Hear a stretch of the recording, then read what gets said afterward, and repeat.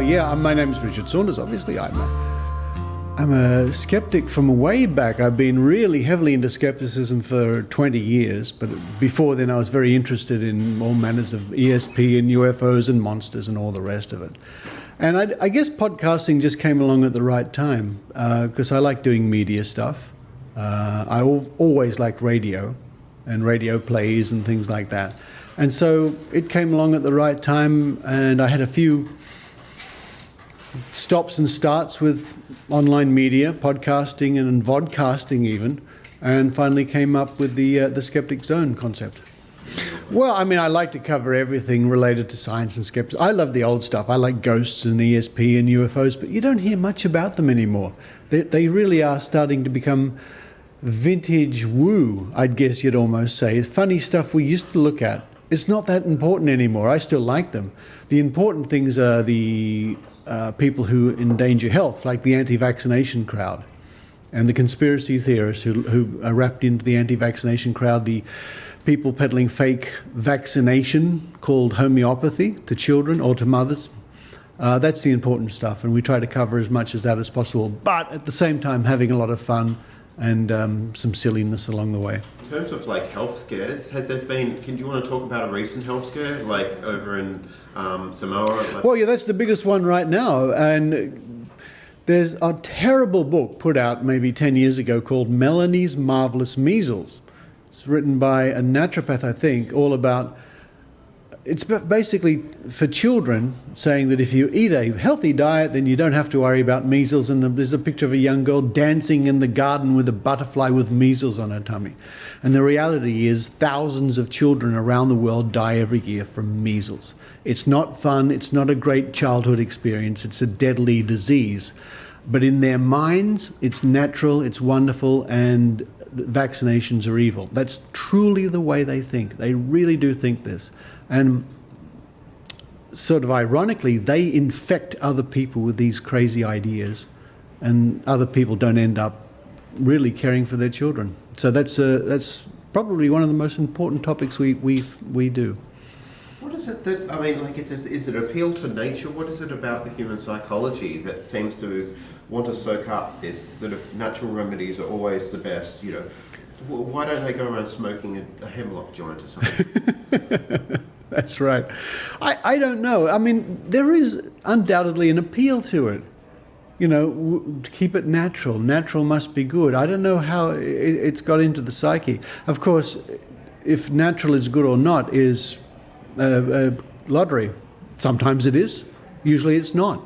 You know, like you say, hemlock is natural. It's not good for you. Lots of things that are not natural are great, and we have longer lives because of them, like modern scientific medicine, for example. It's not natural, but we all benefit from it. So and I think it's used in advertising a lot.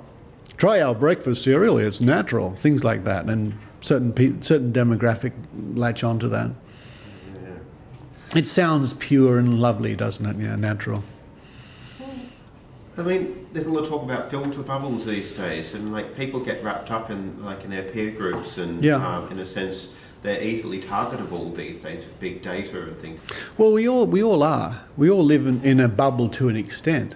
I mean, as far as skepticism goes, we love to be with our own people, but everybody loves to be with their own people. That's part of being human, right? But I hope the other skeptics, we try to listen to what other people are saying. That's why every year, twice a year, I go to Mind, Body, Spirit festivals. Lots of other skeptics won't, or they're sick of it and they don't want to do it or whatever, they think it's silly. No, I think it's very important because I want to see what's happening there and a wide range of other practices and what people are up to. And occasionally we'll catch out some very dodgy practices and we can report them to the correct authorities or whatever. People with fake medicine, fake diagnostic machines.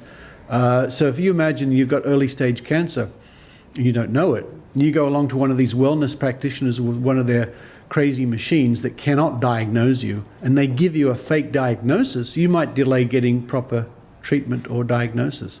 So, yeah, I tried to get out there and see what's going on. Yeah, that's fascinating. Yeah, me too, actually. I went to a Mind, Body, Spirit festival last year, and it was entertaining seeing all this. It's entertaining, yeah. Okay, so let's talk about the future then, because that's one of my favourite. It is, yes, I understand. Yeah. So what's your general feeling about progress in technology? Do you think we should be concerned or watching the development of AI, biotech or nanotech? And if so, Well, yes, to the extent we can. I mean, when I think about it, when I was going in school, I ended up, my first career was in something that wasn't even invented for most of my school life. So I don't know what's going to happen next month, let alone in the next 5 years or the next 10 years with technology. We'll all be using a device or relying on something that hasn't been invented yet. 2 decades ago, nobody was walking around with crook necks looking at their smartphones. Now it's ubiquitous. So concern probably is not a bad word. I'm not overly worried, but I just have no idea what's coming next. We'll see. Yeah, well, fake news is a big problem. Yeah, it's hard to know when you see a news headline whether it's been researched well, whether it's a quick headline because they need to get something out quickly and it's fake and they don't care. A lot of the media don't care. I mean, it sounds horrible. Is it a good headline? Yeah, we'll put it out there. What's the next headline? It's tricky. It's kind of like there's a big battle for the attention economy. Yes. The way it's all set up. And I mean, like, I'm worried that what people are doing is they're throwing anything out there in order to get clicks or views. Yes, and we all have to be aware of that. Absolutely, yeah. It's absolutely true. Okay. So what's some of your favourite tools in your skeptical toolkit? Oh, that's a good question. That's a very good question. YouTube is a pretty good tool because if you want to investigate something, you can go online now. If you want to cook a cake, you can learn how to cook a cake on YouTube. So if I'm interested in a topic in skepticism, it's quite likely somebody's covered it or looked at it or examined it. Another great tool is Brian Dunning's Skeptoid podcast, which I listen to. And if I'm about to investigate something, I'll often look up to see whether that's been covered on Skeptoid or other podcasts. So maybe I can just put that in a nutshell and say the internet is probably one of the best skeptical tools I've got at the moment. All that knowledge. All right. Well, I guess on that point is, what are some of the ways that people often trip themselves up in trying to think rationally? Quick answers. Everyone loves quick answers, easy solutions like taking a pill to fix everything. And not spending more time to do more research into the topic and maybe the psychology behind the topic. Psychic readings is a classic example. A lot of people think that psychics will read your body language. And then they think, oh, that's how they do it. Now I know the topic. No. It's much more complex than that. There's a lot of psychology and a lot of other issues. So that's a pitfall. You've got to really look out for it. Don't think you know a topic if you learn it quickly.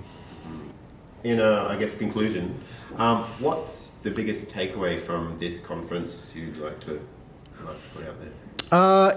There's an expression which I really hate. It's called, oh, you're just preaching to the choir. I hate it because I'm the choir. And I get there and they can preach to me because I learn something at every convention I go to. I learn valuable things. There's nothing wrong with preaching to the choir. It's a really good thing to do occasionally. It's good to preach to other people, but communicating what's going on in your own community is a very important thing to do. Fantastic. Very good to have you. Thank you. Cheers. All right. Yep. Oh. That's what I was looking for. I was holding this for so long, my hand goes, all right.